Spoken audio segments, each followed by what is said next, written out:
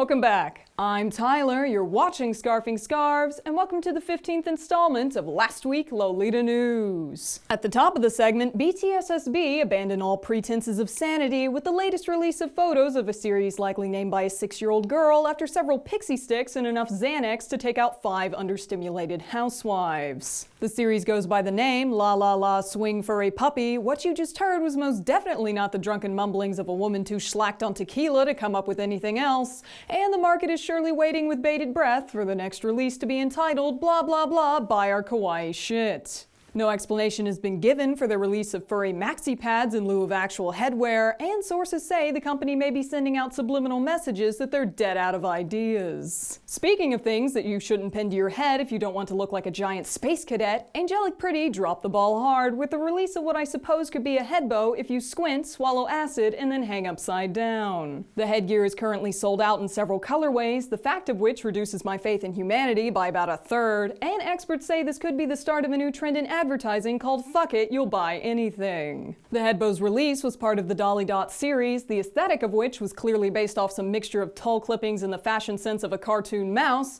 and if you buy now, you might be able to get your hands on it before Disney sues for damages. Moving on to news that doesn't make me want to stand on my head to make sense of what I'm seeing, Metamorphose continued its summery trend with the release of the Komorebi Forest series. The series was originally dubbed as Lovely Forest on Lolita Updates, but after some digging, it would appear that the actual name, fully translated, is something entirely different. Komorebi's best translation in English is actually the interplay between light and leaves when sunlight shines through the trees. There's no joke here, I legitimately thought that was cool. That and the lack of translation makes a lot of sense when you consider that the true name of the series would be one hell of a run-on sentence long. Everyone knows that obnoxiously long names are the trademark of Baby the Stars Shine Bright, their bloody moniker is a sentence in and of itself, and you know they'd start releasing entire paragraphs if they ever got wind that Metamorphose was horning in on their turf. God knows they're competitive enough with AP, and I do not have the patience for a frilly arms race of randomized kawaii verbosity. I suppose it should also be noted that Innocent World took a break from covering things in crowns to plaster a dress in cutlery instead. I'm sure you're all thrilled to wear the contents of your silverware drawer this coming season,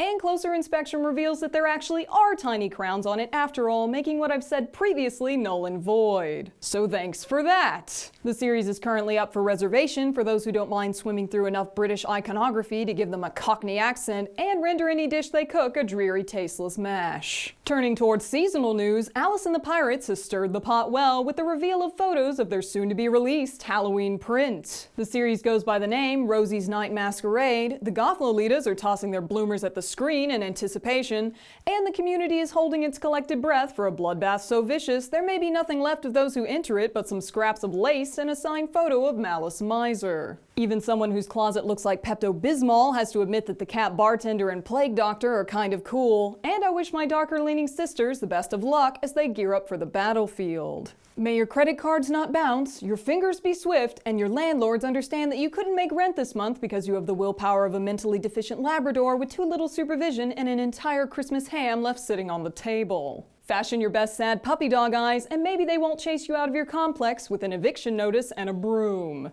Moving on to social news, popular Lolita sales website Lace Market unveiled their long-awaited update this week after taking suggestions for improvement from the community. The new features include a cleaner look, the ability to scroll through pictures of an item without having to visit its page, and an image size so large you'd have to be a blind grandmother not to get an eye full of stains so mysterious one has to wonder if they're even of this world. The actual implementation of the update went over about as well as one could expect from a website that routinely crashed for reasons associated with timing its departure to the exact second you make a sale, and the community greeted the new addition as only a gathering of grateful, mature women could. Someone screamed they didn't like change, several more were chastised for daring to complain, and the rest were found rocking back and forth in a corner while whimpering. So all in all, it was a rousing success. The site should continue to work about as well as it did before. This statement acknowledges that this is for better or worse, and it should meet all of your buying and selling needs so long as those don't include the ability to log in, send messages, or update the prices of your items without burning everything to the ground in a fit of relisting. No, seriously, they're working on that, but in the meantime, feel free to throw your phone at the first person who says you should shut up and appreciate what you've been given. It won't accomplish anything constructive, but the catharsis of bouncing a cell phone off of someone else's skull is not to be understated.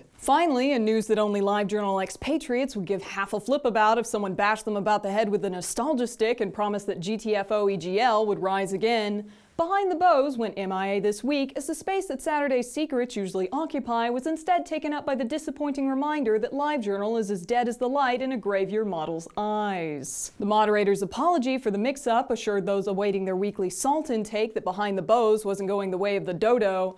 I'm not sure what the community would do without the paltry 6 vendettas and a misplaced Valentine per week, and the general plan to have the secret submit post up the same day as the secrets themselves was met with the basic expression of meh, meh. Unintelligible noises and their corresponding arguments aside, that's all the time we have for tonight. Thank you for watching Last Week Lolita News, and be sure to tune in next week when we tackle the tough questions like, will LiveJournal ever truly die? Is Lacebook any better? And why should we give a flying fanny about what happens to an undead social network? No, seriously, this hasn't been relevant since before Over-the-Top Classic took over. Next time on Last Week Lolita News. This has been Tyler. You've been watching Scarfing Scarves, and I'll catch you next time. Hey there, thanks for watching whatever incomprehensible drivel I've released upon you without proper supervision. I'd like to send a fantastic thank you to my patrons whose support allows me to plumb the depths of frilly depravity. And should you like to send a search party into the dark corners of the human psyche, scour the crevices of exactly what kind of disorder makes someone spend their rent money on a frilly dress,